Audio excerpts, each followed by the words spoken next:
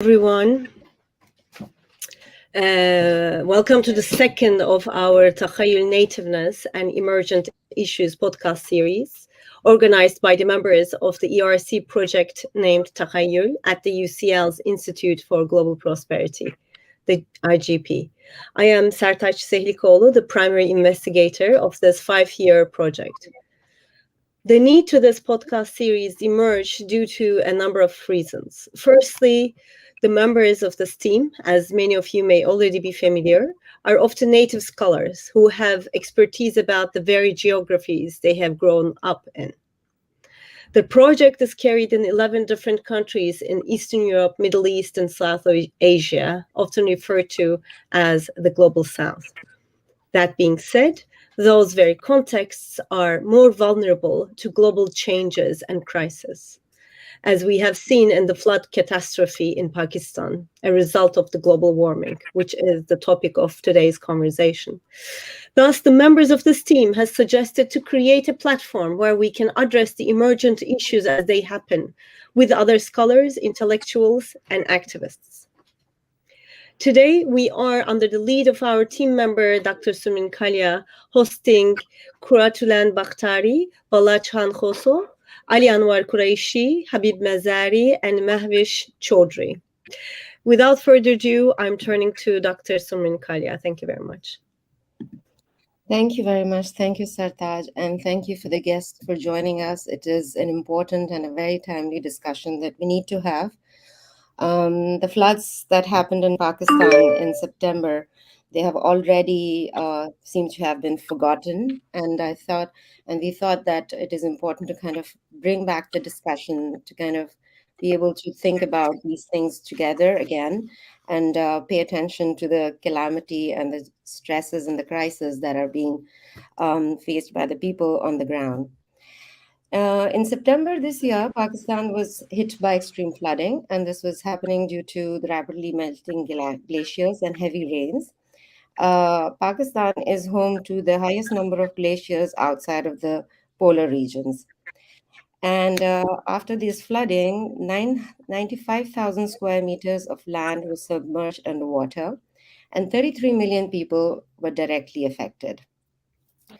As the flood water stands, food and health crises are expanding, and inflation is rising. In August only, inflation was 27%.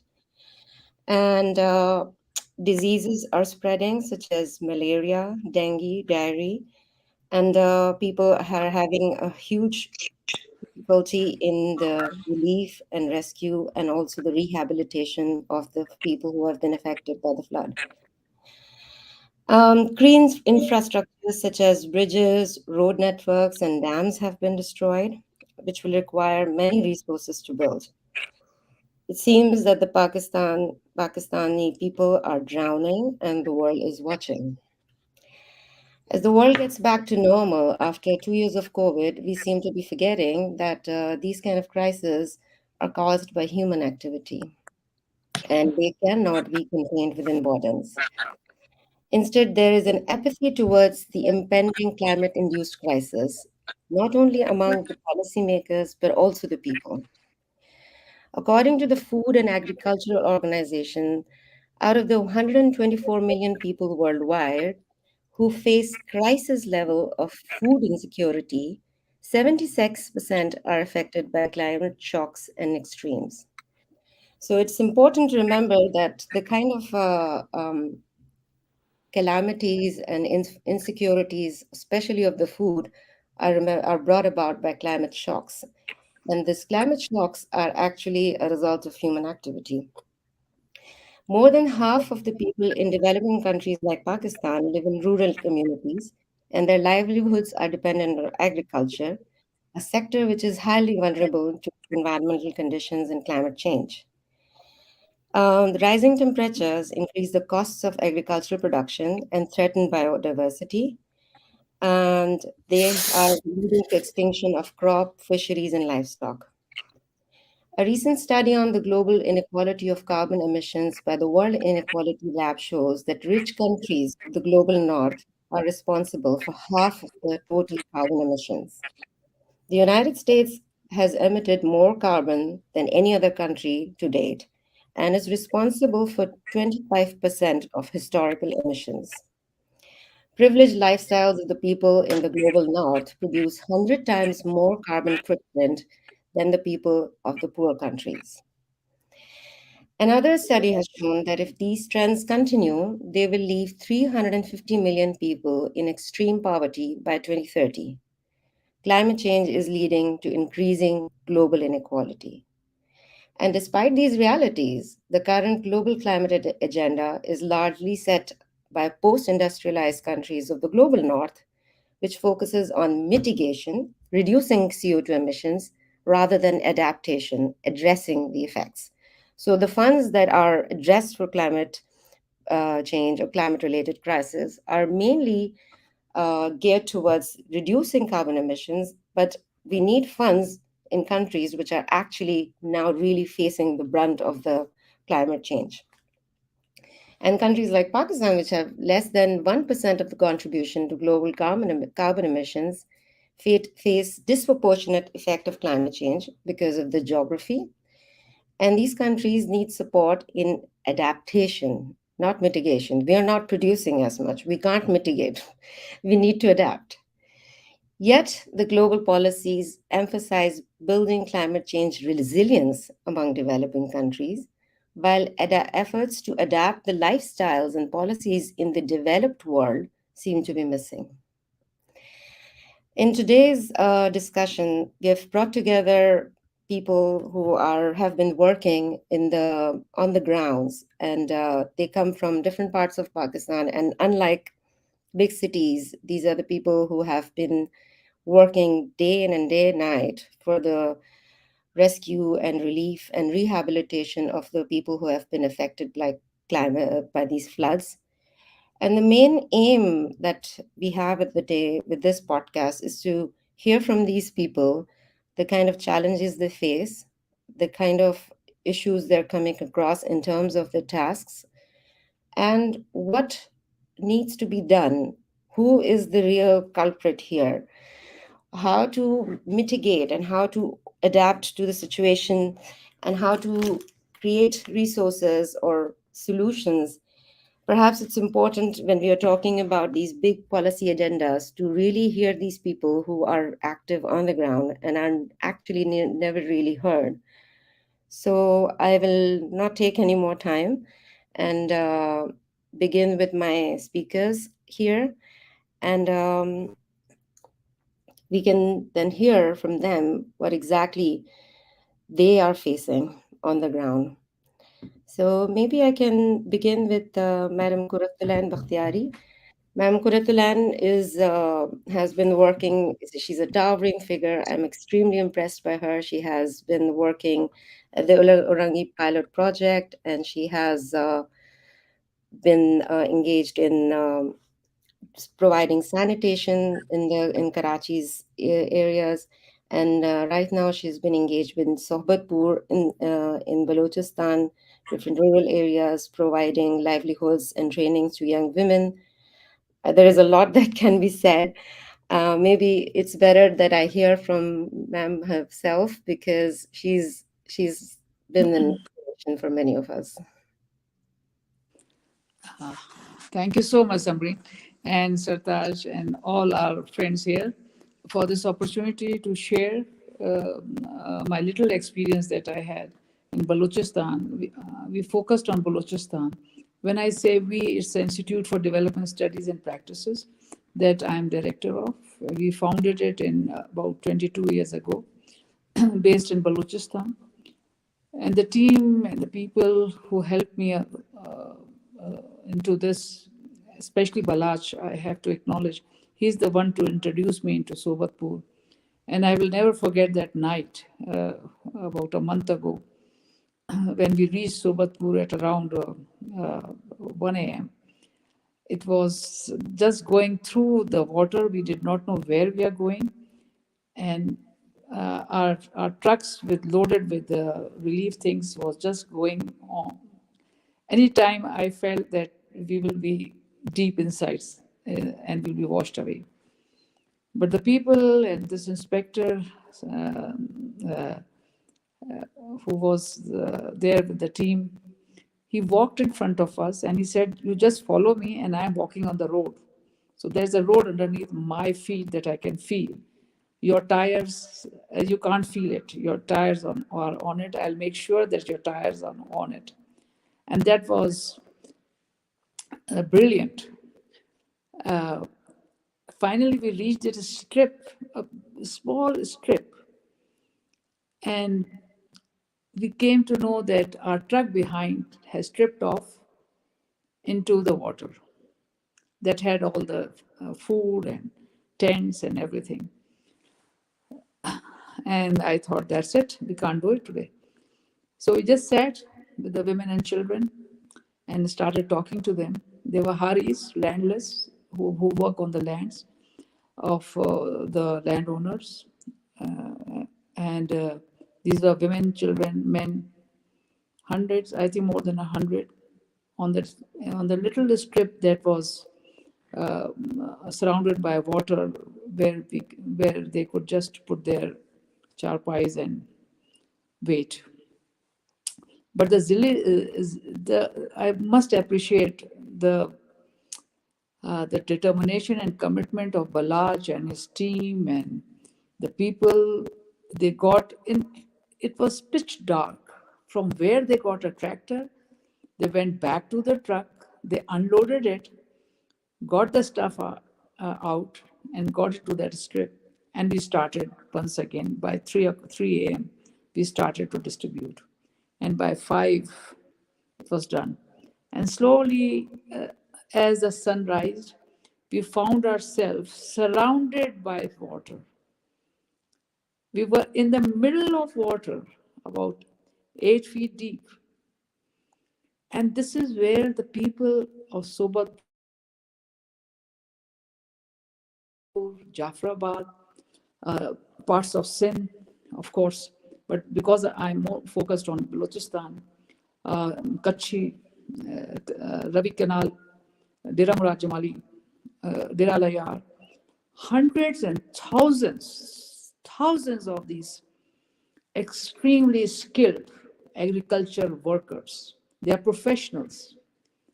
The sad thing was these high quality professionals were no less than beggars on the street. And they were treated like beggars. And the landowners don't know how to grow food. They don't know.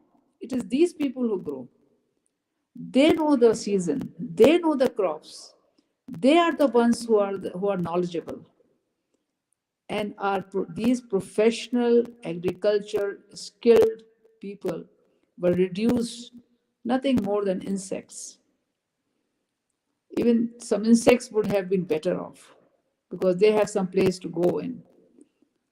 I am lost for words how to express what I saw. And the disparity, extreme disparity, ignorance, and not that feel for our agriculture professionals, workers, what the way they should have been supported and helped out by the rich landowners, the rich farmers with hundreds and thousands of acres of land. They had storage of food, things that were coming for the people because they happen to be the MPs and MNAs too. They happen to be in the government.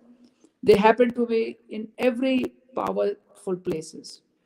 So everything was all the aids, things that were coming, were being given to the MPNs and MPs.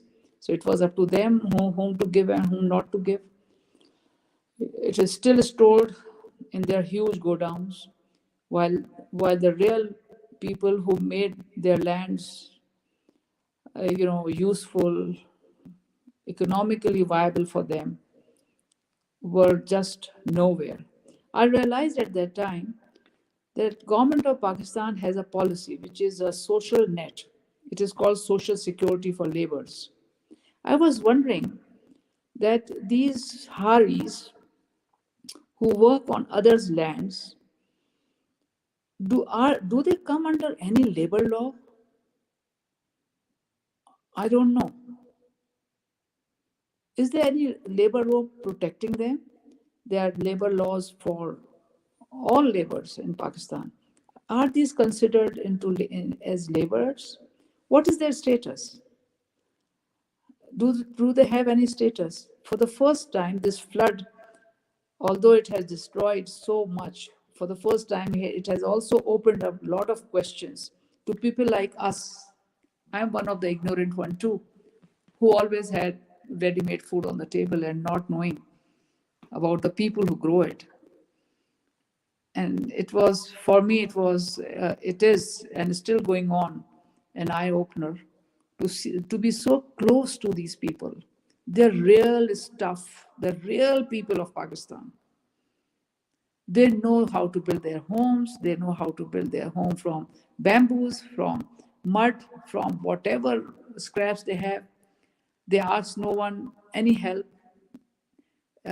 They treat themselves with the natural, in the natural way, most of them. And if they can't live, they quietly die without asking anybody anything.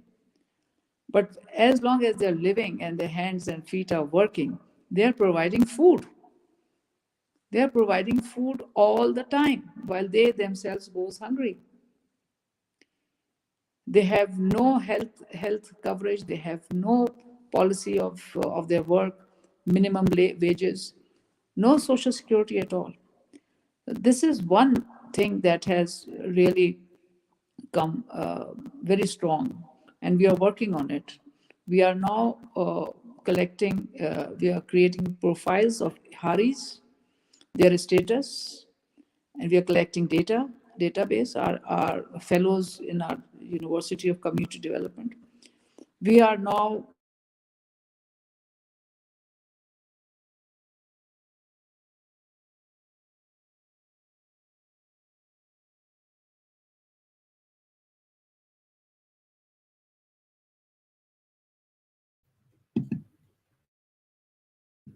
I think the connection is frozen, not just for me, but everyone, is my guess. No, I think others are still here, but I mean, Ma'am Kuratilan and Balaj both are joining us from Balochistan area, and the usually internet connectivity is a bit tricky. But yes, this was something we knew we were going to have We- to run into. Mhm. We were prepared, and We because can't, this we is the can't dismiss Yeah. important contributions because of the technical limitations. That's what makes these contributions so valuable as well. Yeah. And we kind of we've been hearing so far, and the challenges, the material conditions that the decline they face. It's like when she's talking about the people who are facing these 8 meters of flood, and she's also and the people who are working like Balaj also, they're also jeopardizing their own well-being and health by being in these kind of situations. And it just seems like we scream, we talk, and on the ground, whether it's like the inspector that she mentioned about, or the Haris, the farmers that she talked about, the people there are committed and they're doing what they're doing. It seems like there is a section or there's a class that does not want to hear, and it wants to silence all the time. Maybe we can move on to Ali. Ali is coming from. He's from Sindh. He's from district Dadu Sindh, and currently he is in Jamshoro. And he did his master in computer science from Karachi, and has also done an LLB. So I'm going to ask some questions. Maybe Ali can also tell us about the labor laws in Pakistan a little bit. And he's also representing the Mithri Sindh Welfare Trust. So maybe Ali, we can hear from you. Kratul Sam is back, so just maybe joined us. yeah. The- Are you back? We really want to hear more from you. sorry, I don't know, I lost it or it got disconnected from somewhere. while I'm sitting very near to our router and everything, prepared prepared everything very well, but I don't know what happened. It's Uh, okay. yeah, what I'm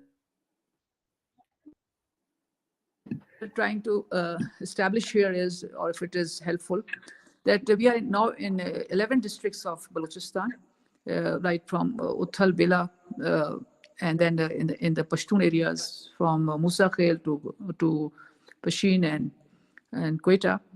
Uh, it's very interesting where there's water and where the land is fertile, which is the 5 districts that I have just said, and then Bela and Uthal on the other side, near Karachi border.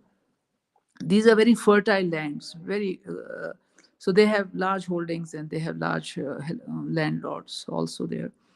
Um, so our University of Community Development that we have now created, we are now sensitizing our young people to go into these areas, work with them, and they are from that area. We have enrolled about 135 young people in these 5 districts who are learning the skills of data collection, the power of numbers, and they are Haris themselves also. They're children of Haris.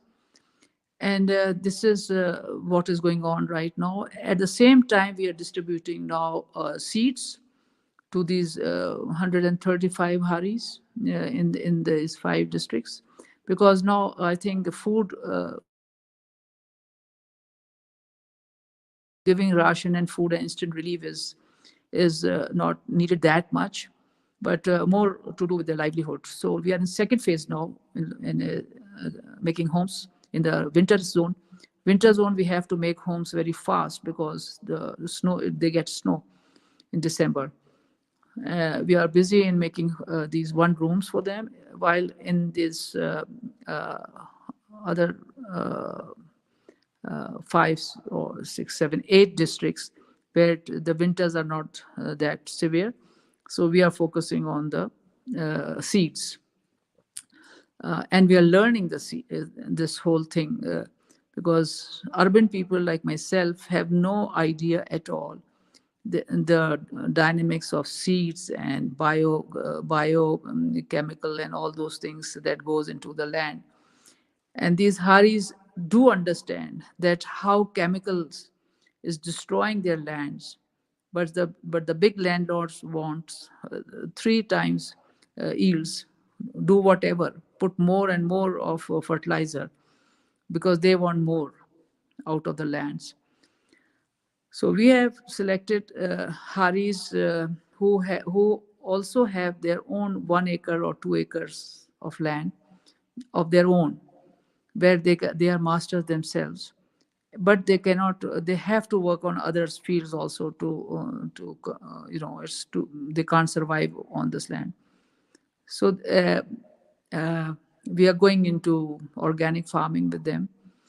In fact, they know it all very well. They know it that it is so important, but it is expensive. The seeds are expensive. The biofertilizer is expensive. So it's a whole thing that we are jointly going into it. At the same time,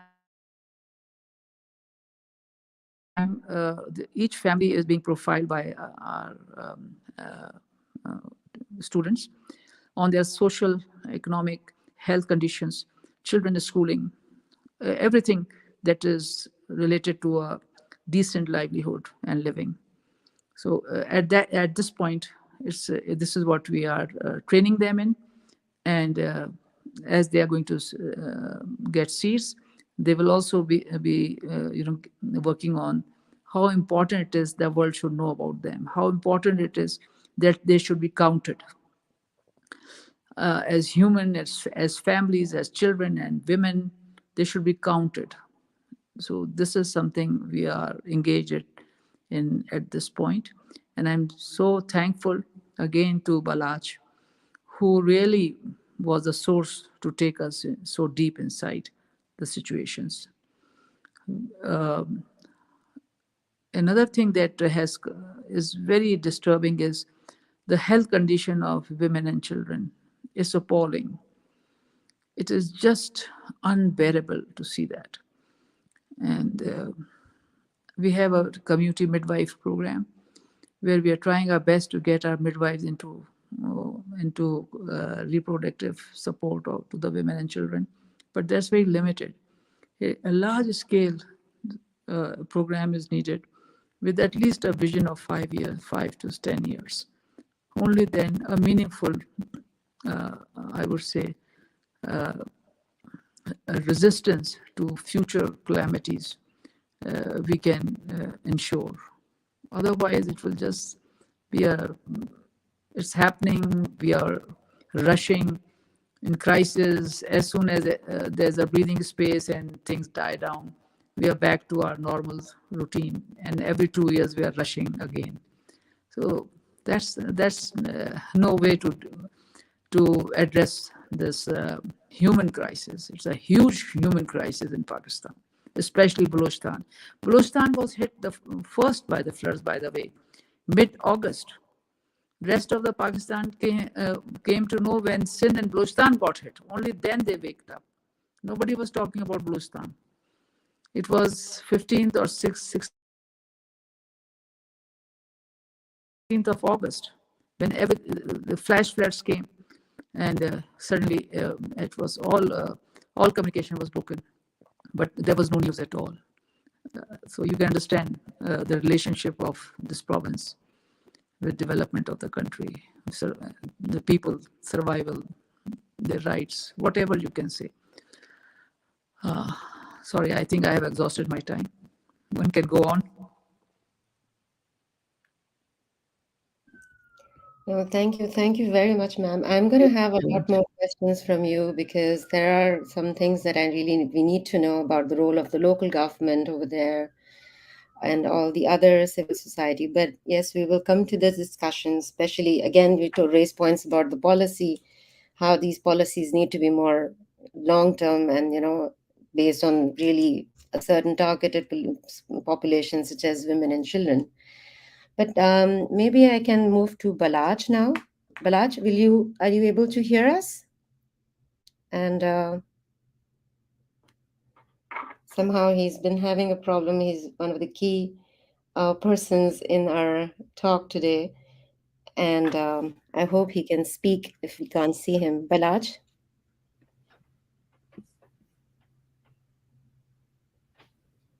I will introduce him while he is able to come and join us. Balaj is 12 years of experience of working with development, corporate and public sectors. And he has been working as a coach, mentor, team builder, and he works as also a soft skills trainer. And he has been participating and engaging in disaster management work since 2010 floods and then 2012 floods. And the challenging task has been to raise funds to help the families in those districts that we often not even hear about. I hope Balaj can contribute and tell us the challenges that he faced and what kind of situation that there is in the areas still, how it was at the time when the floods hit, and how has it evolved over time.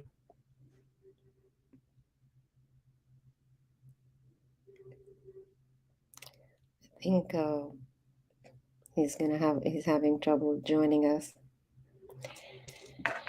Yes, that's the thing about being in rural areas of Balochistan, that you always have seemed like, and then the world doesn't know about us just because. I wonder if we turn off the video but just keep the sound on, because right now it's still trying to turn the video on, which might be overloading the data flow. Yes. I think, Balaj, for a moment you turned off the video but then turned on again. If you turn it off again, I'm also asking for our assistant Zishan's help on this.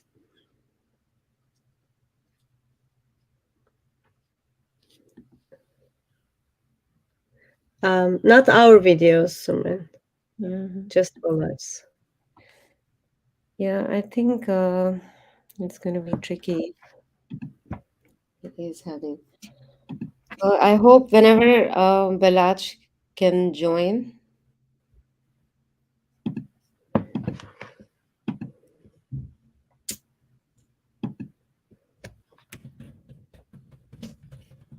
Okay, now he's completely gone. Yeah. Maybe Yes. we can, when we'll keep waiting, and whenever he is able to join, we'll let him speak. That's how it's gonna go. But maybe we can now move to Ali from Janshoro, and he's working in the Sindh area.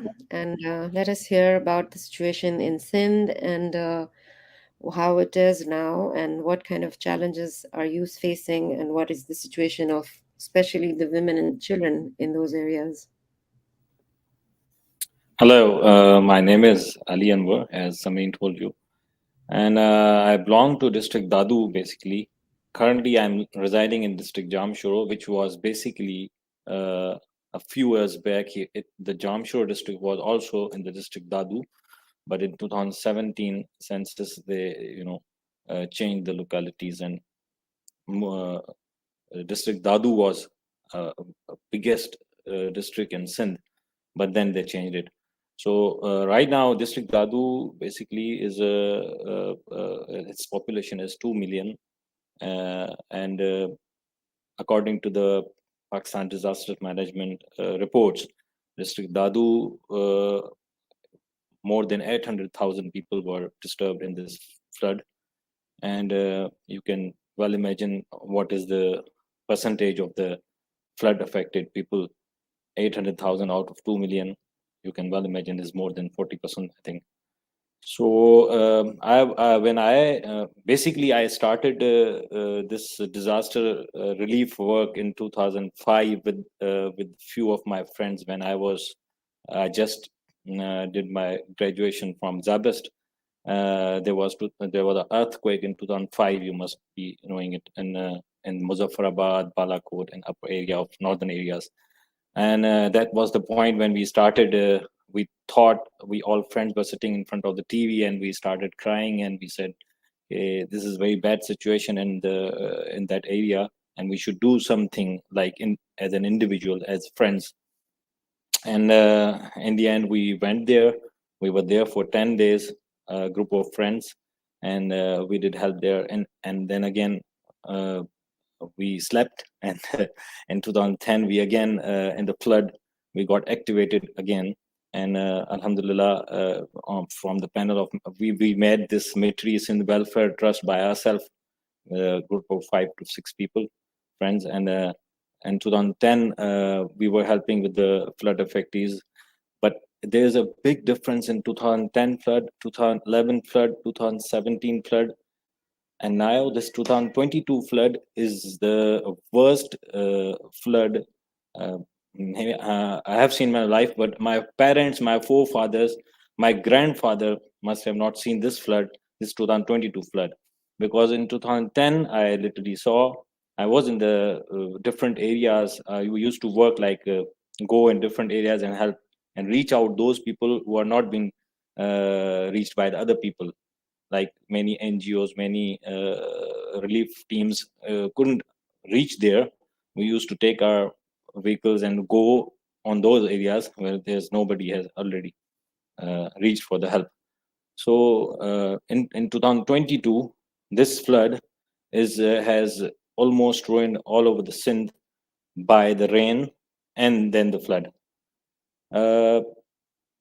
Amazingly, I will tell you one more thing, that this global warming thing, which is the main topic of our discussion, and this global warming thing has affected all over the world in a way that in August, early August, because I'm an agriculture also, I have 200 acres of land, and I saw it that in 2000, in August first week there was a drought situation in our lands. I didn't have any water. I started our tube wells with the diesel engines, and I spent plenty of money on it to save my lands at that time. And after 22nd of August, I got the news we have a Manchar Lake in district Dadu, district Jamshoro rather. It is in the between of district Dadu and district Jamshoro. This Manchar Lake is the world's biggest natural lake, which is scattered on 500 square kilometers in the area. And it's a natural lake, and whenever the flood comes, it is scattered so much that whatever villages and cities and areas are around the Manchar Lake get flooded every time. But this is the mistake by the government. In 2010 flood, they raised the level of Manchar Lake for I think 5 to 6 feet, which was very dangerous at that time, because my father is a irrigation chief engineer. He has retired in 2010. He was a chief engineer in irrigation and power department, so he was very much into this water management and all that stuff. So he told me, this is what they are doing right now. They are raising the bunds for 4 to 5 feet, and next, if something happens, if there's a rain or there's a flood situation, this 5 feet will ruin all the areas which were never flooded before. So to tell you the facts, what I have been doing since 2000 August 2022, and on 22nd of August, I started my relief work from the areas around. And I didn't only saw district Dadu, but I also went to district Mirpukhas, and I also went to district Badin. Started my work from there.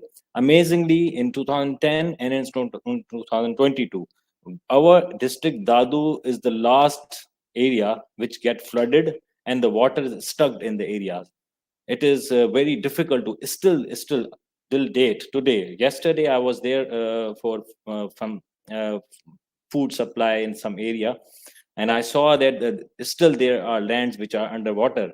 And the biggest problem, biggest issue they are going to face, those people, is that they will not be able to aggregate agriculture their lands, and they will not be able to get wheat from them. Those lands are still underwater for 5 feet 6 feet underwater, and that water is not going out. So the government should seriously think over it, how to get rid of this water so that these people can grow their lands, so that they don't get problem in the biggest issue is the food. If you don't get food, there's a big problem. So I've been working in different areas. The difficulties, what I'll be telling you about it, is that in district Dadu, there is a city which is called Khairpur Nathan Shah. It's a city of 265,000 population. Sorry, 362,000 population.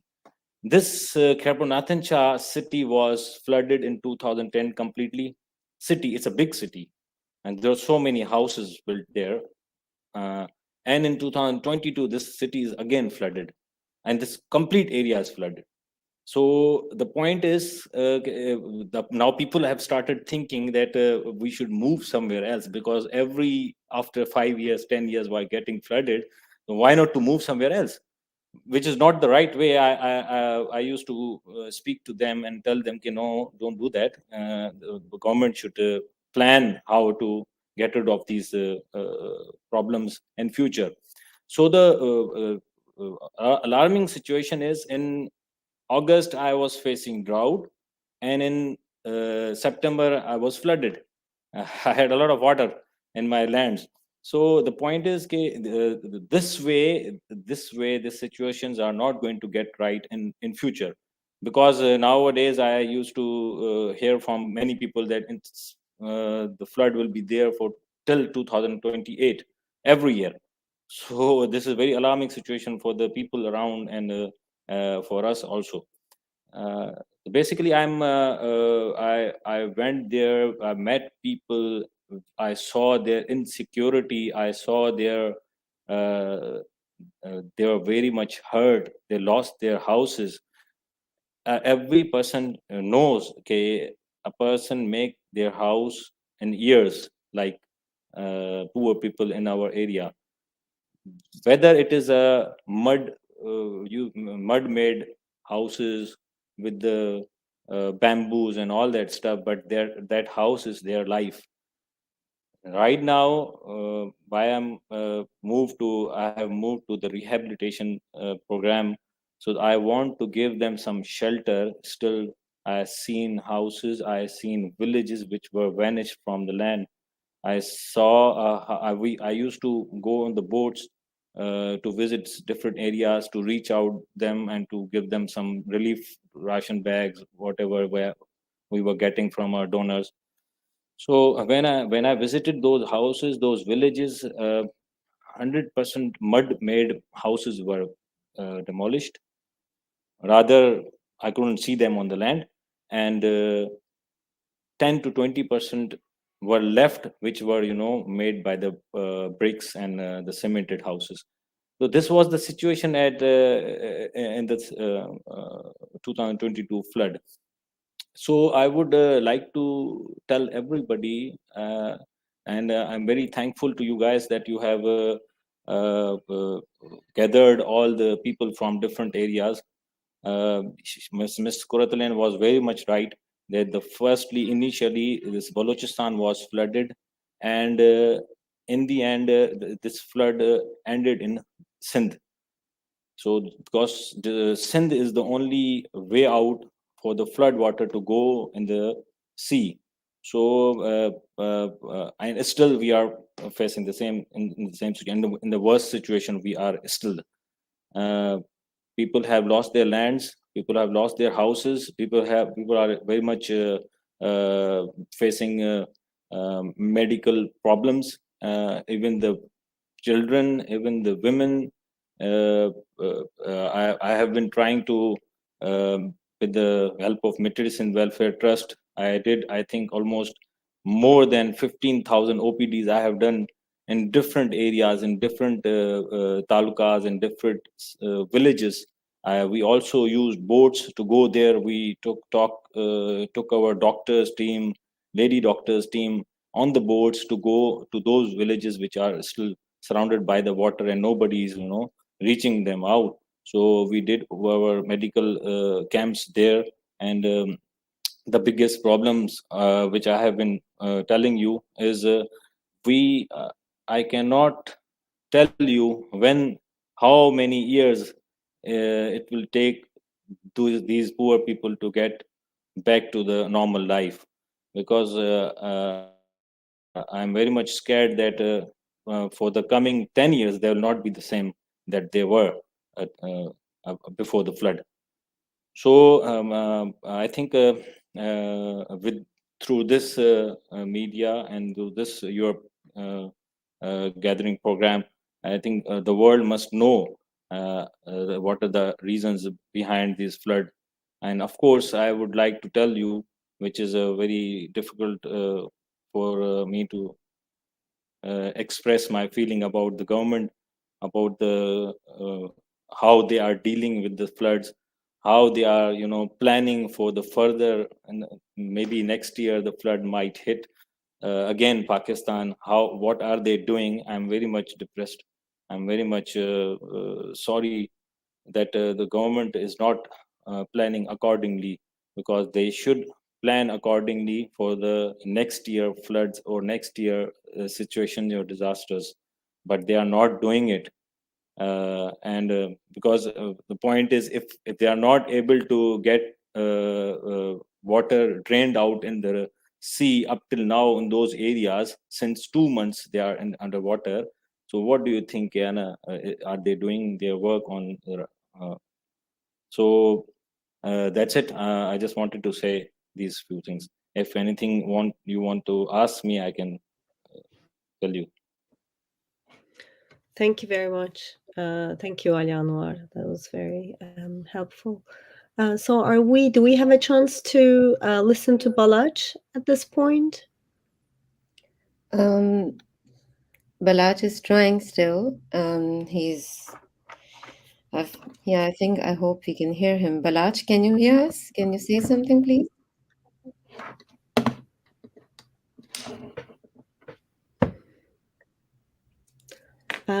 If I may, I would suggest I think Balaj is unmuting himself. Balaj, there is a camera button at the bottom of the screen. Maybe if you turn off your video, it might increase the quality of your connection.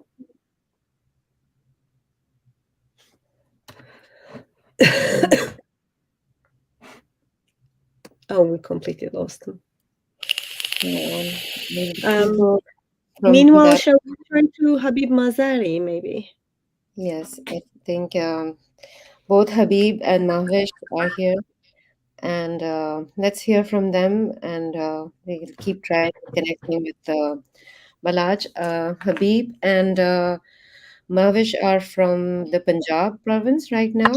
They're based in Multan, I believe, and they'll be telling us basically from the Rojhan. This is small town Rojhan in Punjab district in Punjab province, and the scale of flood in that area, and to see how people are coping with that and what kind of difficulties do they have. Yes, Mahwish. First of all, thank you, Jazakallah Khairan Kasira, for inviting us and giving us chance to speak to those people. Oh, hello everyone. Can you hear me now? Yes, we are listening. Wow, such a lovely surprise that you could join us. Thank you. Oh, thank God, I made it. Would it be too terrible, Mahwish and Habib? We go with Balaj because there's this risk of losing him again, actually. Yes, please carry on. Thank you very much. Thank you for your understanding. Sumrin, would you like to introduce Balaj, or do you want me to do it? Well, I'll let you do it. Okay, Balaj is with us from Balochistan, the province also we have been hearing about. And he has 12 years of experience in working with disaster management, and he's been working as a development professional, and he also mentors people in soft skills.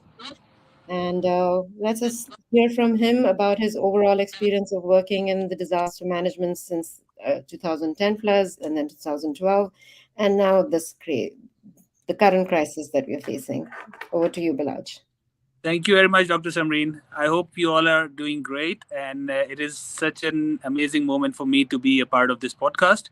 I appreciate Dr. Sumrin and everyone who's on board with us. I tried a lot to get connected to you guys. I had to move from one place to another to find some internet signals in order to talk to you guys and let my voice be heard all over the world. Finally, I made it. So there's this fingers crossed for me.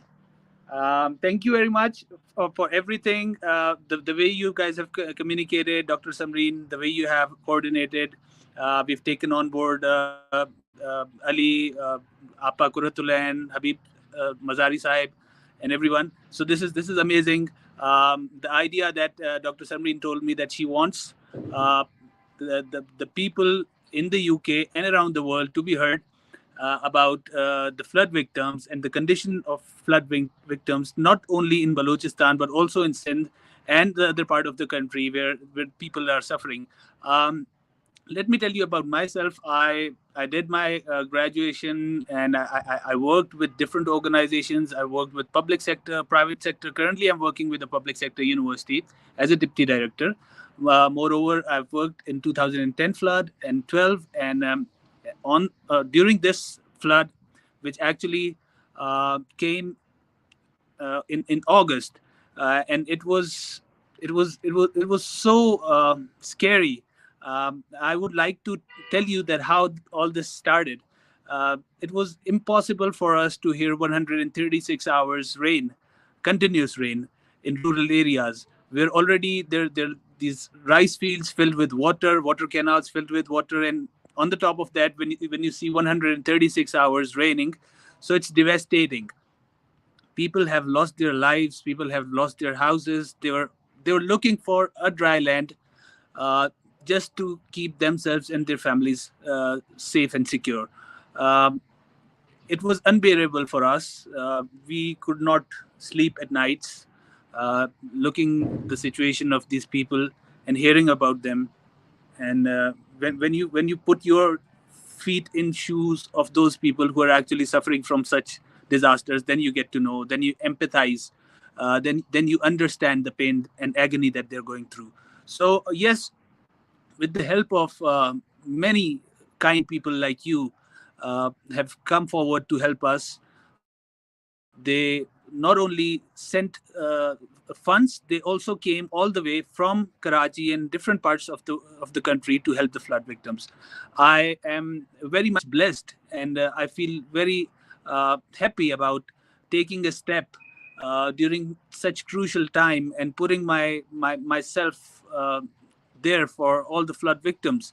So we just made uh, we made WhatsApp groups. We've put all our energy on the internet to ask people, to beg people for the flood victims, so that at least people should not die out of hunger and thirst. Secondly, they do not die out of medical situations or due to the rainfall that is continuously being happening. Um, I remember it was 22nd of August when we started our work. The operations were solely on a personal basis, and then all these people around the world, you can say from US, Canada, everywhere, people came and they helped us.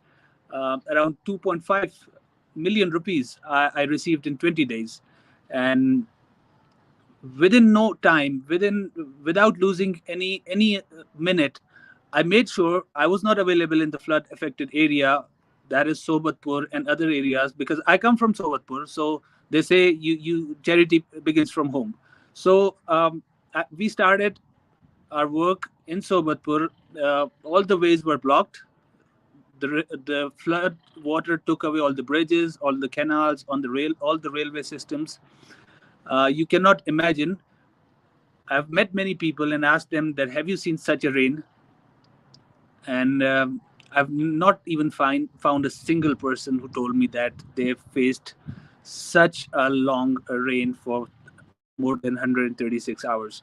So the railroad and the roads that were constructed by the Britishers have been washed away.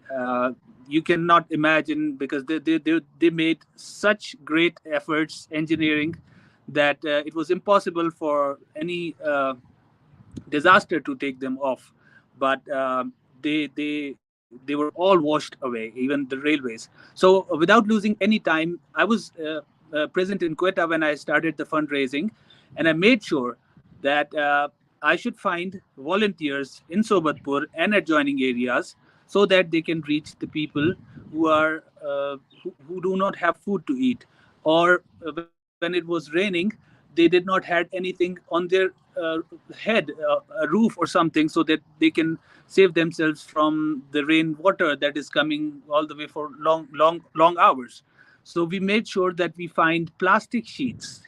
This the little plastic sheets that we had were like 4 by 4, 4 meters width and length, and we made sure that we gather as much as we can, and we can send them to these families where there are kids and old people and pregnant women, so that at least they can get out of uh, that disaster at that moment, because we were sure that after a week or 10 days, as soon the ways are opened, people would rush to the area, and they would go and they would help the flood victims. Though the district that specifically I'm working in, my home district, it consists of 240,000 people.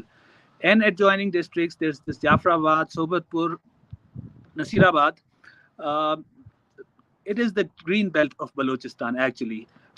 There's agriculture land, there's rice, there's crop in there. And 99% of the people are actually relying on the agricultural land, which was actually washed away. So they didn't had anything to eat. So we were able to reach them, and I'm sure that the satisfaction that I carry with myself and my friends is that we actually made a little effort that actually changed the lives of people, or actually people did not suffer a lot because we were there to help them. So this is it about the floods. I'm sure that the the the problem that floods and such disasters cause, it would be there for with their lives till they're alive. You know, there are kids, there are elderly people, and they're getting ration, they're getting tents. We're going in the rehabilitation phase in a few weeks. But the problem that I see is that we are not working on mental health at all. We make sure that we find tents, we find food, we find houses for them. We make sure that they resettle and rehabilitate themselves. But the most important part is the mental health that we do not focus on. There are like thousands of people who have suffered a trauma, and it's so hard for someone to bring them out of the trauma. So I've been requesting people, I've been asking people to kindly help me and make me understand that uh, how we can help the people who are actually going through mental health issues after this disaster.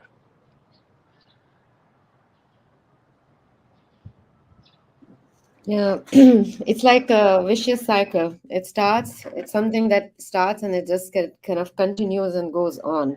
And I'm going to have a lot of questions, especially later on from Ma'am Kuratulan, because there are certain issues related to the ground management and governance. But before we go that, I would really want to hear from Habib and Mahavish. Is Mahavish back, or is she going to Mahavish आ गई हैं? उनको देर लगेगी. आपकी आवाज नहीं आ रही. नमाज पे जी. हाँ जी, नमाज पे. नमाज के लिए तो हम 2 मिनट जब तक वो वापस आती हैं तब इंतजार कर लें. जी जी. Okay. So Mavish is actually she's gone for namaz and then for prayer, and then when she comes back, we will resume from her. But I have a question from Ma'am Kuratulan, ma'am. Here in I recently wrote a piece on IGP's website about this whole flood, and also recently in my talk today, I kind of said that it's not the global north has certain responsibilities. The developed countries have their responsibilities in their fair share of the climate change. And but I have received some criticism from the people in the global north, both in the UK and also in Germany. And they claim that it is that we are not in the right place to ask this kind of question because the real challenge or real failure comes from the governance of Pakistani governance.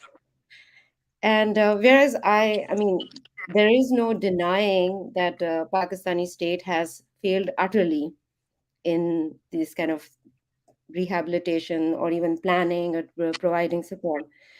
But does that exonerate the global north countries? What do you think?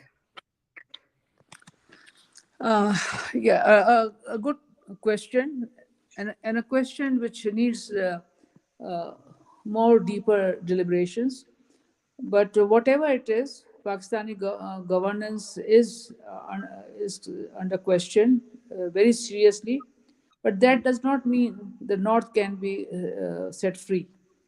Uh, the portion of the responsibility of North and South has to be realized and must be taken and accepted according to the proportion that they are responsible for.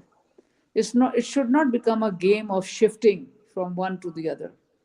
It should be a more matured way of from both sides, a matured way of looking at it, analyzing it, because it is a human catastrophe. It should not be taken into account like north and south, uh, religious. It is human. And this is the time to rise above all, everything. Who's responsible, how much one is responsible, one should accept it very gracefully and graciously, because eventually the whole world is going to be affected, not only in this north and south thing. It's not going to be this way in the future. So I think the message should be for both south, north and south, is that we have to rise into our intellectual, into our human commitment level, and look at things from that perspective. That's number one. But being a Pakistani, of course, I am responsible first for my own house, my own self, my own reality. Yes, that's a primary responsibility before pointing fingers anywhere else. Yes, Pakistani governance has failed terribly, and mostly, I would say, in the area of agriculture on lands, it has really has, and I realize it has no policy. It is just rich and powerful thing. That's what it is. As if there are no humans on the land. We only talk about the crops, always. We always talked about how much we have grown and how much we have imported and how much wheat is there and what is there. But nobody ever talked about the people who worked on it. This is the first time I am looking at it. We are looking at the people on the land. Ali is very right. The Sindh has got the brunt of the water because the border of Balochistan is filled up because Sindh is filled up. This is where the water was supposed to go. Now, why Sindh has filled up? Sindh has the best agriculture drainage system created by the Britishers. A drainage system which is choked. And Sindh has the largest budget of billions of rupees for agriculture maintenance, for maintenance of these drainages, which are choked and blocked. Nobody asks questions because everybody is everybody's friend. Everybody is with everybody. They don't want to say bad things about their next door influential person. Why there is no question about it? That why this drainage system with the largest number of employees in Sindh government in irrigation, you should really go into this deeper in it. Large after the recruitment, after the teachers, after the education system, or maybe the police, the largest recruitment employment is irrigation department of Sindh. One of the largest budget that goes for the cleaning of the canals and the rivers.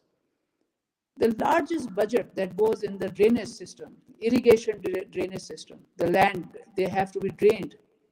Where does all this go? We are all the time, people like me or in this group, we are all the time put in the front as a firefighter. Calamity is job, bhago, daudo, theek karo, bachao. But we never turn back. Who's throwing the babies in the river? We have no time to turn around and look who's doing it, who's really responsible.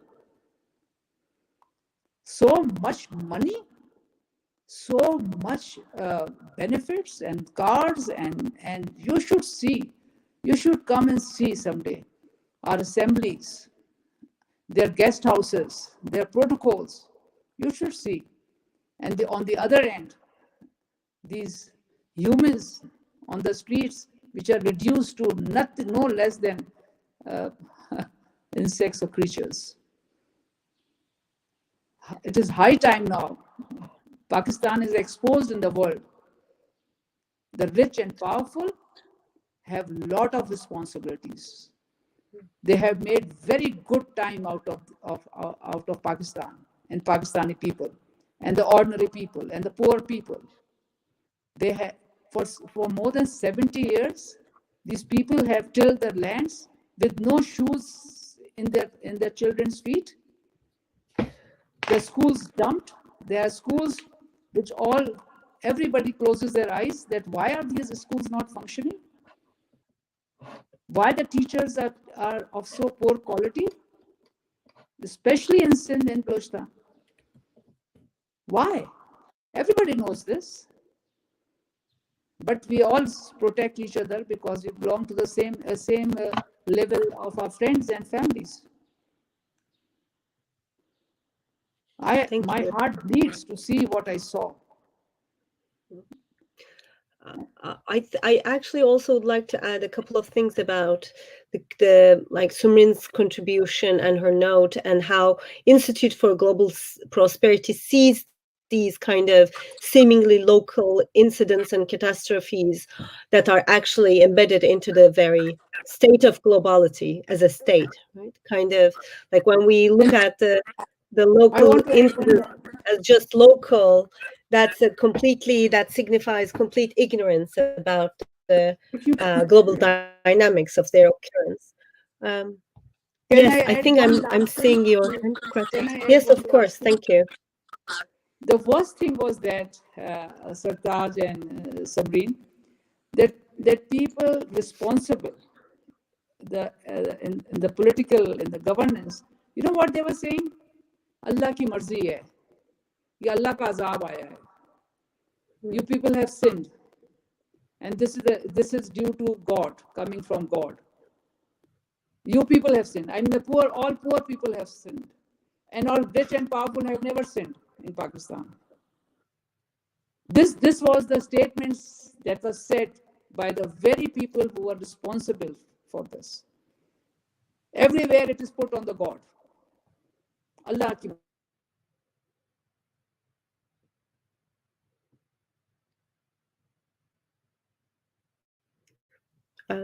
Am I right to assume Gretel made her point and then froze? She's coming back, I guess. Meanwhile, shall we continue with Habib Mazari and Mawish Chaudhry? Sumrin, would you like to continue introducing them? Yes. Yeah, we've been talking so far about Balochistan and the Sindh province. So I think it's now time to include Punjab into the debate. And they are coming, Habib Mazari and Mavish are coming from Punjab. Habib, they're both from the Rojhan in Mazari district in Punjab. And Habib is a sportsman by profession, and he's been working in flood relief since September. And he has provided food to around 6,000 households and has helped build 50 to 60 houses in the flood-affected areas. And Mahvish is joining Habib, and she is the founder of the Al Quran Institute, where they're based sitting right now. And she has an experience of 8 years in welfare projects. And she actually is working with Al Huda International, which is a women's religious organization. And it's an Islamic reform and welfare organization. So let's hear from Mavish and Habib. Basically, I think we need to continue the same kind of conversation, trying to know the level of destruction that you have seen so far, and the kind of difficulties that people are facing on the ground, and what is the real challenge that you see. We can say Punjab is the richest and the biggest province. Maybe to a certain extent, you can tell us if it's different there or if it's really the same. Thank you very much. Assalamu alaikum wa rahmatullahi wa barakatuh, everyone. Mashallah, mashallah. I'm very much surprised to see this, that everybody is working very hard and desperately. Mashallah, mashallah. Our sister Kuratullah and Balash and brother Ali Anwar, all are working very good. Well, we have started our work and we thought we should do some social welfare task for the flood areas. But we were praying to Allah subhanahu wa ta'ala for a person who can guide us without any greed, and we can trust on him. Then Alhamdulillah, Mr. Habib Mazari was there, and he's a friend of our brother. So he said you should go with him and he will visit all the areas. I request him to took us to the areas where nobody went. Then he said, okay, once you will come, inshallah, I'll take you. He has planned everything for us. We took a container and we went over there. Believe me, trust me, I cannot explain the disaster in words. Pictures cannot explain the disaster. He used to say a sentence, they went back 50 years back. And honestly, they went back 50 years back. Because they are not only homeless, they are not only helpless, they are not only clothless, they are not only foodless. now I think they are selfless even, because they are wandering someone who came there and who helped them out. And according to me, there are 3 phases of this flood, all the event. And that was one. First phase was that people need rescue the lives. In the second phase, they want to food and tents, these type of things. And now that in third phase, in 2 phases, NGOs went there, and few government employees went there. People individually went there and helped them. But now winter came and they need shelters. Nobody is visiting. Nobody is visiting. And in Pakistan, if I will say that government is doing 0% work, I think everybody will be agree with me. So I don't know what to do, but we are just putting our smallest effort to helping them out. And alhamdulillah, Allah subhanahu wa ta'ala blessed, like Sister Kuratulan said, ke Balash was there. In the same manners, Brother Habib was there to guide us, to help us out. And now when we went to Rujhan, and we visit Rujhan, and we ask the people for their home shelter, and we just thinking we will build 100 homes. But honestly, thousands of people were there, thousands of families are there, they are homeless. Then we have decided another plan. And we have said them, okay, if we will go to the complete home, its cost would be almost 3,50,000, more than this. Then we decided we will give them like a roof with TR and garter. That cost also like more than 2 lakh. Then we thought, okay, you people should build muddy walls, and we will give you a roof with the garter and with the bamboos, and inshallah it would be fulfill the need right now at least. So alhamdulillah, we have started work in those areas where still nobody went over there. Individually, from the government, from the army, from the NGOs, nobody went there. And he took us there. The ways are very dangerous. He told us it would be your own responsibility. We said it's okay, but took us over there. So alhamdulillah, we are working. And I would say he should discuss something. He will introduce himself, and if there would be some problem to conveying something, inshallah, I'll try to convey. Yes, please. Assalamu alaikum. My name is Habib Mazari. I'm from Baloch family. My biggest problem is my language. You must understand, No problem. because of you people, I'm trying my hard to explain you. Yes, that's nice. Good. I'm doing this since 1st of August. Okay. I went there, I saw people homeless. I started my work with 30 to 40 ration bags. Then I came back to Multan.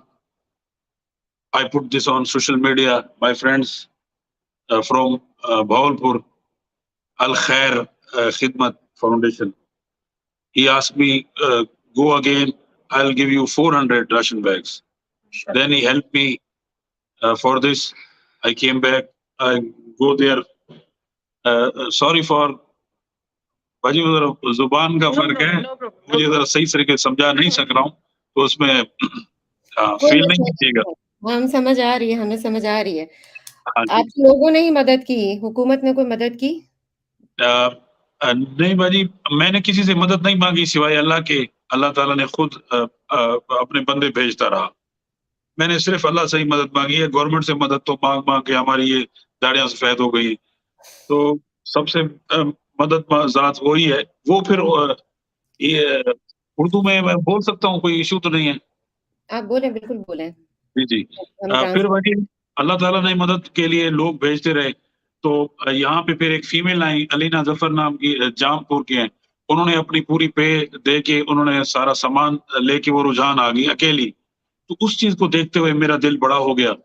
तो मैं वहां पे फिर मैंने अपनी एक गाड़ी थी GMC डिनाली, जो मैंने बड़ी शौक से ली थी, वो मैंने सेल कर दी। वो मैंने सेल कर दी इसी बिना पे कि भी मैं लोगों की कुछ हेल्प कर सकूं। फिर मैं वहां गया, फिर जब मैं ये काम में लग गया, फिर अल्हम्दुलिल्लाह इसी तरह लोग आते रहे। 85% वो लोग हैं जिनको मैं नहीं जानता, जिन्होंने मुझे पैसे भेजे हैं उनको मैं नहीं जानता, बाय नेम मैं नहीं जानता उनको, उन्होंने मुझे पैसे भेजे। 85% वो लोग हैं।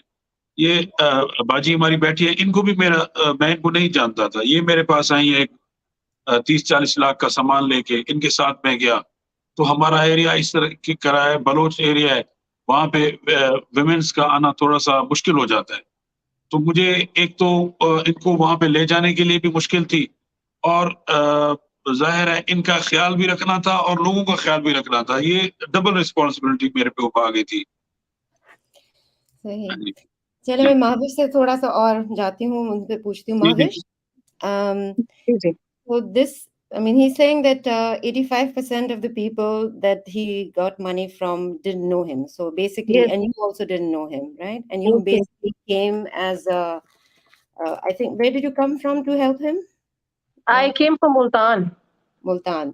And you, and this is a specific area where it's harder for women to reach. How Yes. did you manage to, as a woman, to do this kind of task in like an area where it's particularly more conservative for women to reach in? And Actually, the word he used, that responsibility, really it was a big responsibility on his shoulder, and alhamdulillah he fulfilled that. He take care of our security, because we were not, I was not only woman over there with my with me, my all colleagues were there. Almost we were 8 to 10 women were there, and 12 to 15 male were there with us voluntarily. The people are working with us. So alhamdulillah, but it was very difficult to reach over to those people, and it was very difficult to tell them and to give them this understanding that we are here to help you out, and don't like do something like this which will harsh and which will destroy the material we took for you. So it was very good experience, because that's why I'm saying that he's a blessing for us. Alhamdulillah, alhamdulillah, कि he's with us and he took us over there. Sister, if you don't mind, I want to suggest something, because you listen all the things from my three companions, like Mr. Ali Anwar, from Sister Kuratullah, and from Brother Balash. All areas are affected, and the same almost circumstances are there. And I just want now, okay, if we people are working like we are working, so we will work. Why not we should work together? Why not we should share each other work with each other, and we will work like a team? Because government is not responding at the moment, if I will say, and NGOs are also not responding at the moment. Our political and financial circumstances in Pakistan, they are very low. I think Sister Kuratulan will agree with this. And we have to do something by our own self. So we should plan something good. Okay, all the people, thousands of families are there. All the people should get shelter at least. well, Yes, I'm and sure for that one more thing, he make our work easier. He bought a machine, block machine by himself. He bought a tractor. He bought the vehicles and other machineries for the construction of the houses. So Alhamdulillah, he's very helping hand, and in Rujhan, lots of people are, and he is not a political person. He is just a common person over there. So I must appreciate him that he is working all the things for Allah subhanahu wa ta'ala and for the people over there without any greed or without any interest. Alhamdulillah. That's really impressive. It seems like we hear different kinds of stories, people who are completely apathetic and selfish and hoarding money and not caring about the people on the ground. And then on the other hand, this is also a side of Pakistan that people are trying their hard and trying to contribute in the limited capacity they have. Yes, And that yes. makes me think that what can be done moving forward? What would be, I mean, the people are trying on the ground, coming together, helping ourselves, making teams, connecting across provinces. But is that the way forward? what would you? I'm asking all of you. Any of you can come in The and answer. same thing. Yes, sister, telling the same thing. I'm asking for the same thing from all of my fellows. We should make a team and we should plan and we should then move forward in our areas. Like we have decided to help 100 homes, but now we have decided 300 homes. Alhamdulillah, our work has been started. Almost 25 plus houses had been done. Alhamdulillah, one mosque has been done. Alhamdulillah.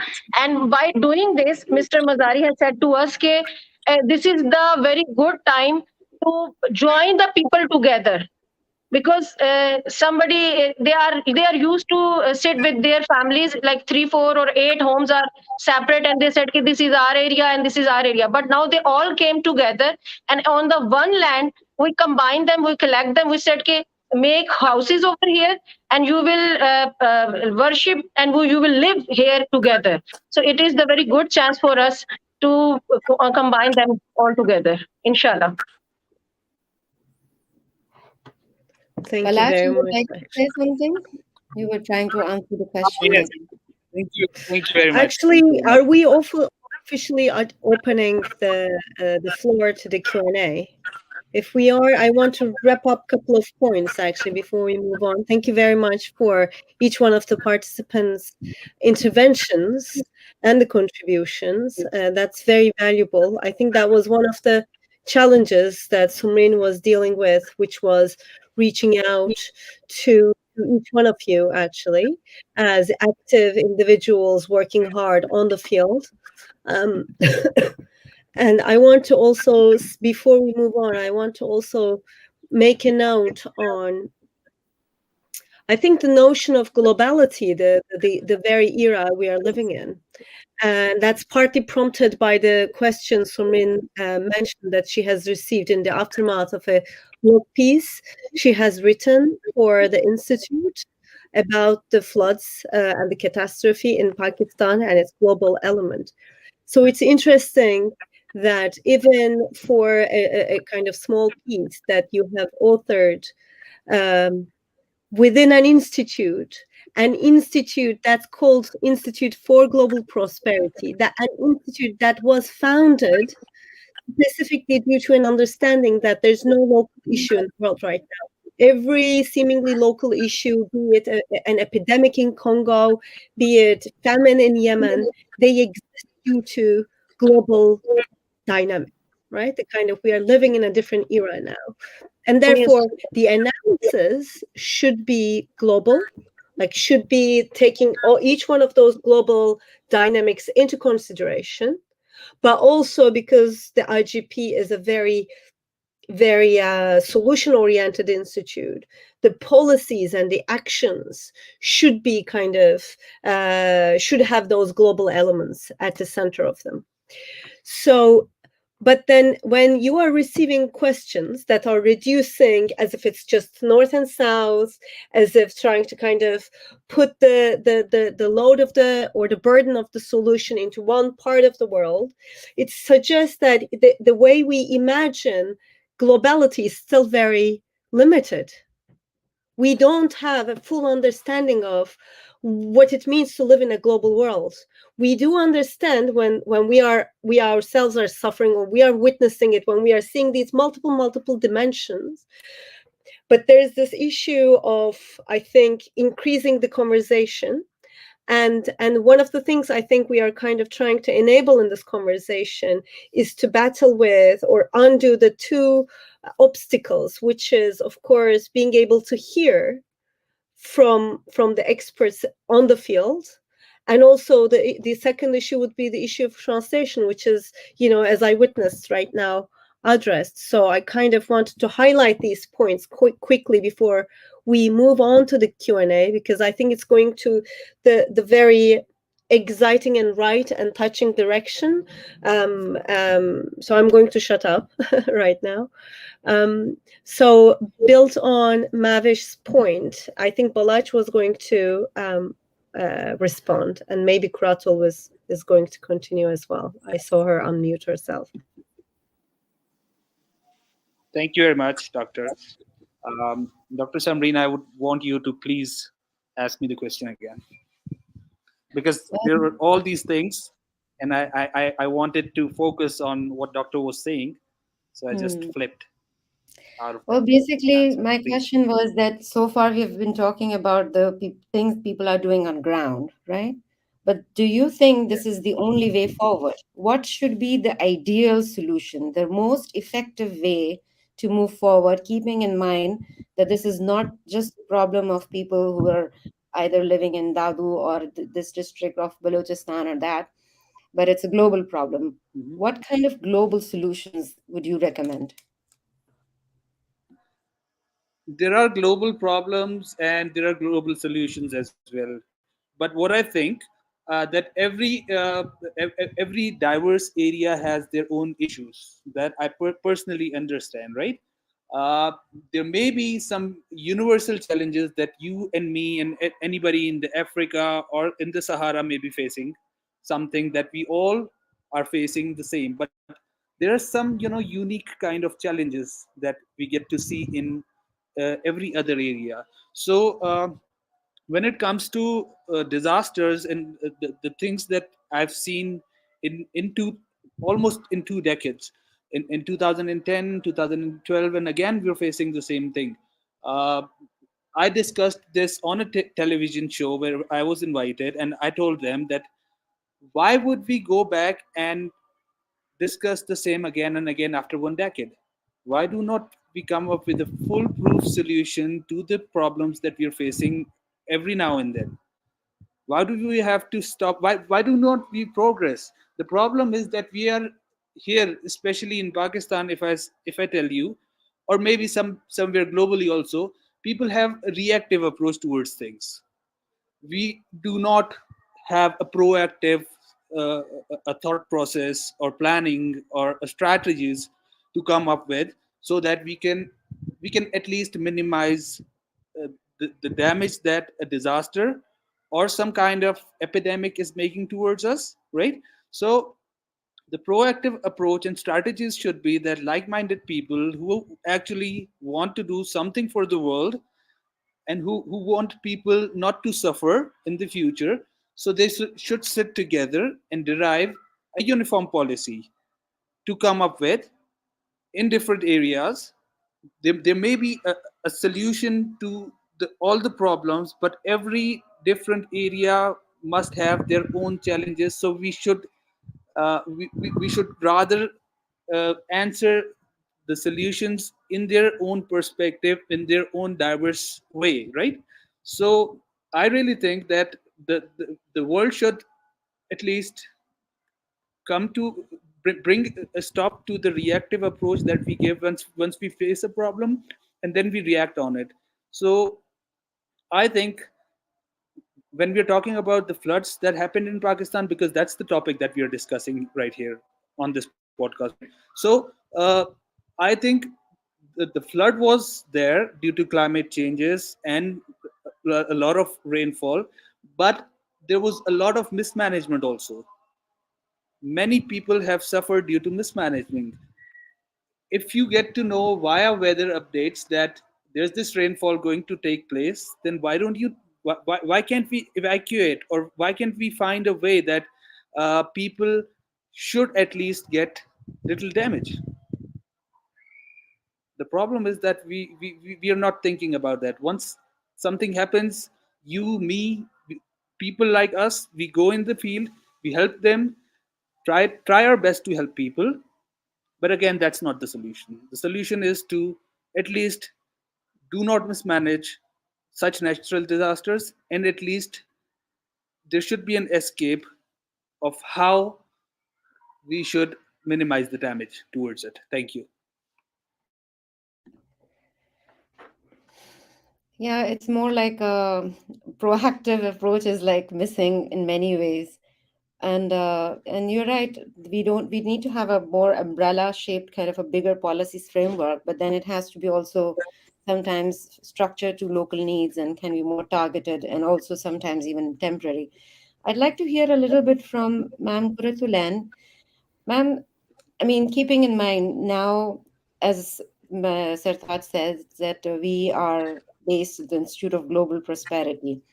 And as someone who has been working on the ground since so many years in kind of this development and welfare work, what do you think should be the responsibility of the global governance institutions such as the United Nations, UNHCR, World Bank, IMF, all these kinds of institutions, the big global governance infrastructure that is there in place, and how has it somehow responded so far, in your opinion, to the current crisis that is Pakistan is facing? Thank you so much. uh, I think Balaj and the our friends from Punjab has really uh, opened the subject in a very meaningful way. Uh, Going back to this international institutions, World Bank, UN, you see these institutions works with the government, with the national governments, the governance of the country. They don't work with people like us or you or Balaj or people like us. So they when they work with the government, I have worked with them. I have got a lot of experience of working at that level.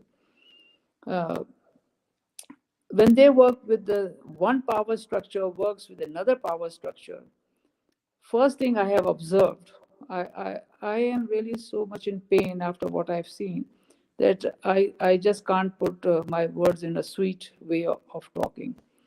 Uh, when these both structures get together to work, whether in Pakistan or anywhere, their first uh, uh, priority is that to show the result that they think should be the result, not what the people want, not what the issue is on the ground. And then whole strategy and everything, the way they select the people to work on it, the way they select the consultants, the way they select, the way it all happens.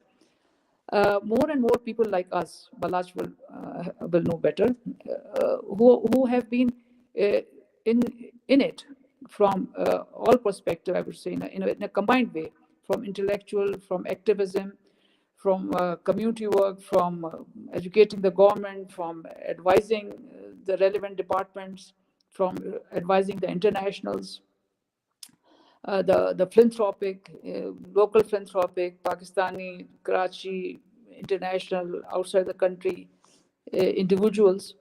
We are, there's a huge group now in Pakistan, I can say, who are in the middle of all this and who are making a difference. A difference, I would not say a tangible difference or a long lasting difference, but in the difference of relief. I would just say we are good in relief. Uh, but what to do after the relief, we don't go beyond that, because then it is not left in our domain.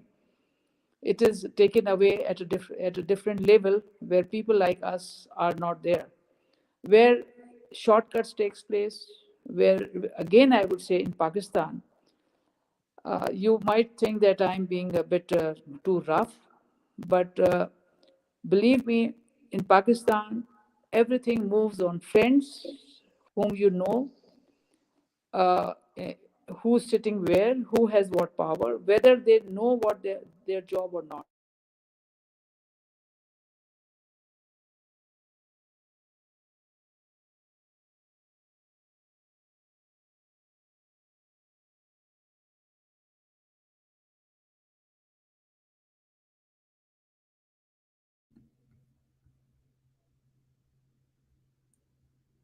I think it's again the connection issues. Yeah, myself and Dr. Kuruthulan, we both are in Quetta, and it started heavily raining here. So I hope that is the reason, because we could not connect with you earlier. It was me, now it's her. So we are really sorry for all this, but we Yeah, waited so long for this. We waited so long for this, and when the day comes, such things happen. I hope we will have a better day some other day, and we would have more issues to talk about and more solutions to give to the world. to Thank you. make it better for This everyone to live. Thank you. This conversation will be as it is, like right now, we are still live on YouTube, and it will stay as we started, including the kind of initial couple of minutes where we were unsure if we were live or not, and then we realized we were live. So the entire video will be as it is, available on YouTube. But it will also be later on edited into a podcast by our team members, Zishan and Hazal, the two research assistants of this team. So hopefully it will be without much of these kind of extra messiness and added apologies to it, of course, to the ins and outs.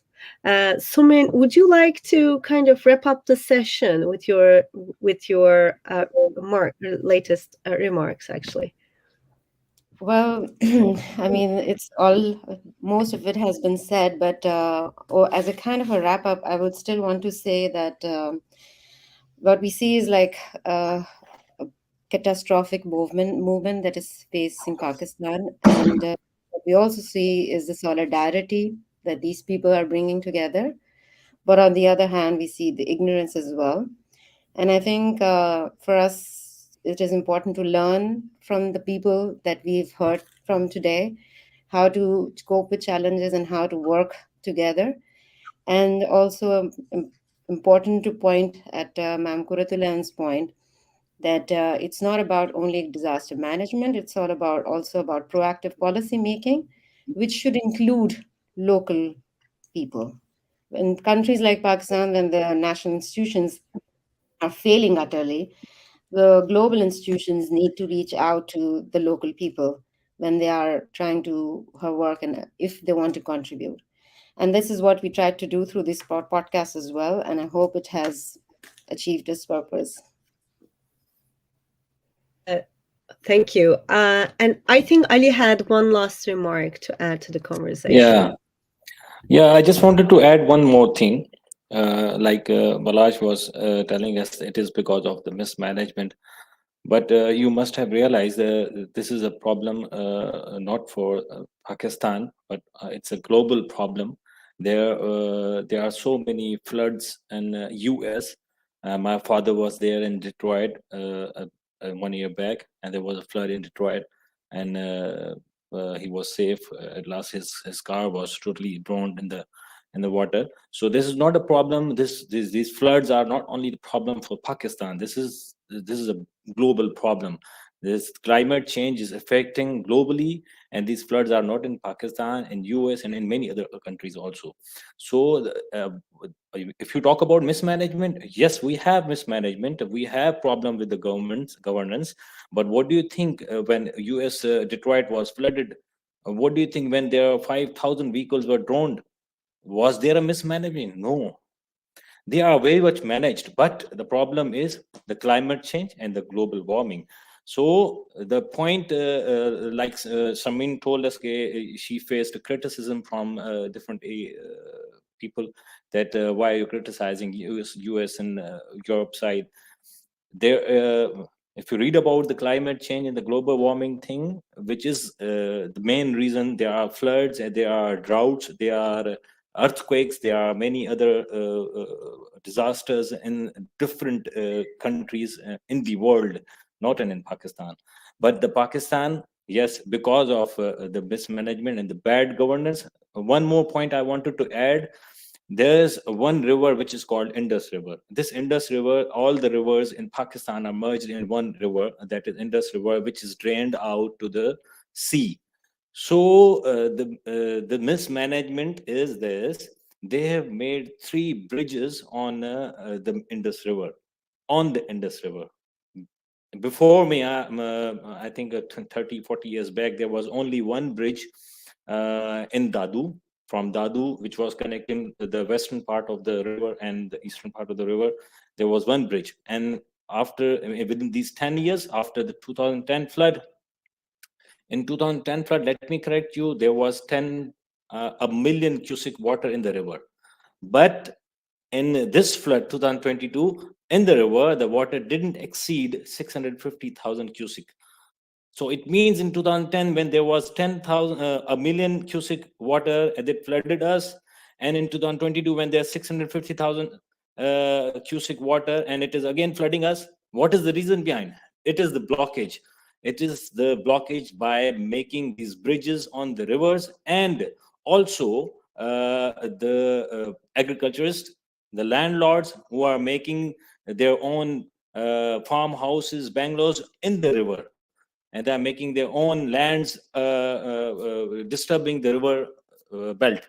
So that is the main point. And again, if you are talking about global, then the main point is what we are doing. I was studying about, after Dr. Sumrin told me that you have to podcast, then I started reading about the climate change. What is the reason behind the climate change? I was surprised to know cattle farming is one of the reason the climate change, because the cattle farming, methane gas has been emitted from the and it is also going to the green gas around the globe, and it is affecting that also. And other thing is, the industries and the wastewater and the gases emitted from the industries, and these are also the transport system. So when I was reading about it, the only solutions I saw on the internet were to minimize the cattle farming, number one, which is so much here in Pakistan. Even in Punjab, the main source of income is agriculture and cattle farming, in Punjab also, in Sindh also. And secondly, to use the electricity, because in Thar there is a coal which is used for producing the electricity, and if you are burning the coal, then again there's a gas emission, and which is not going to solve the problem, rather to increase the problems with the global warming. So I think you are very right, Samreen. You should you don't worry about it, about the criticism. You should be again telling them that there is a reason of the gas emitted from the industries, from the airlines, from the cars, from the different reasons. And I think that should be stopped. That is affecting all over the world. And the countries like us, we cannot bear it. If there's a flood in Detroit and US and any other city, New York and any other city, they can handle it, they can manage it. We can't. We are not in a situation to manage these things. Our country is very in a difficult situation, and economically, and also many other reasons politically. And one more thing I want to add. Balaj will second me. In Sindh, I have seen government is trying to help people, but the point is the political distribution of relief is the point, is the main thing which is hindrance to reach out the people who are in need. Because if you're giving something as relief work or ration bag or something through MPs and MNS, that is, I think, not the right way to reach out to people who are poor. So these are a few things I wanted to add in. Thank you very much, Ali. I saw Balaj wanted to add a note, but Balaj, do you think you can keep it under a minute? It's too much to ask, I know, but I don't want to miss it either. So. 90 seconds. Thank you very much, Ali. I agree what you were saying.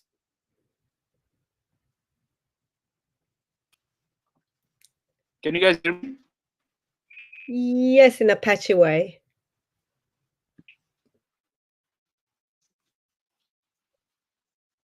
Can you hear me?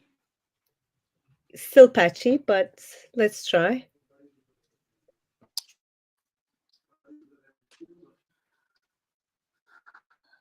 ये क्या उसको wifi को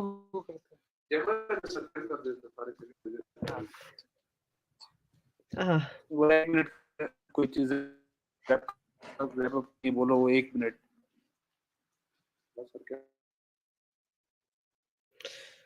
I think the universe is telling us to wrap up, actually. What do you think, Sumrin? I think we will incorporate what Balaj has to say later on in our discussions, and I'm hoping this is not the end of this talk, and we'll probably continue to having this discussion.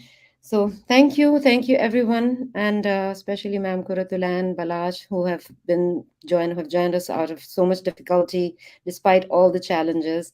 Thank you, Ali, and thank you, Habib, Mahvish. I'm very grateful to you for making the time and letting us know about what you've been doing and how difficult it has been. Thank you very Thank much, you. Dr. Salim. Thank you, Sertaç. Thank you, everyone. And sorry, I again had to go because of the internet and the issues that we faced every other day here. Uh, but I would agree with Ali. He is right. I completely agree with the climate change and the emission of these gases, which is why global warming is happening. Uh, those are the big countries that are actually contributing towards it. And they need to bring a stop to all this warming thing, which is caused due to their factories and their airlines and their automobiles and everything. Uh, Poor countries like world countries like Pakistan and Bangladesh and India, and they're suffering due to all the work that they're doing. They're responsible. The first world countries are responsible for the disasters that are being caused in our countries. But again, I also want to add that we do not have a proactive approach towards things. Right now, we're talking about the first world countries. We can only raise the voice, and we can make sure that our voice is being heard to them, so that they stop or make sure that they gradually minimize the damage. But at our ends, we need to make sure that we have to save ourselves, our coming generations, from these floods, because it's very important for somebody who's a farmer. It takes them 10 years to make their house, gather stuff, and all of a sudden there's this flash flood. It comes and takes away everything. So this is impossible. I mean, it's really heart wrenching when you look at those people every 10 years suffering. Thank you very much. Thank you. And we are going through, I guess you can all unmute yourselves and please join me in thanking everyone separately, and including those who had to leave due to the lack of technical full support, I suppose. Thank you very Hope much. to stay in contact. Yes. You too. Thank you so much, Sumrin, for making this possible, and Dr. Sertaç, thanks so much, and thank you so much, Balaj. You got me connected with them, and let me express myself online to the world. And I'm very happy to see Mr. Habib Mazari and Ms. Mavish to put their part in the flood. Thank you so much. Take care. Thank you very much, Ali. Thank you, Habib Saab. Thank you, Mavish. Thank you, Sumrin. Thank you, Dr. Sertaç. And thank you, Dr. Satyari, who's not available, but I'll again give her a call and say thanks from your side as well. Yes. Thank you, sister. Thank you, Balajan. Balajan, taibal berbani ada mawari boli atong guys na kana taibal berbani umursi me da Thank you. Thank you. Bye.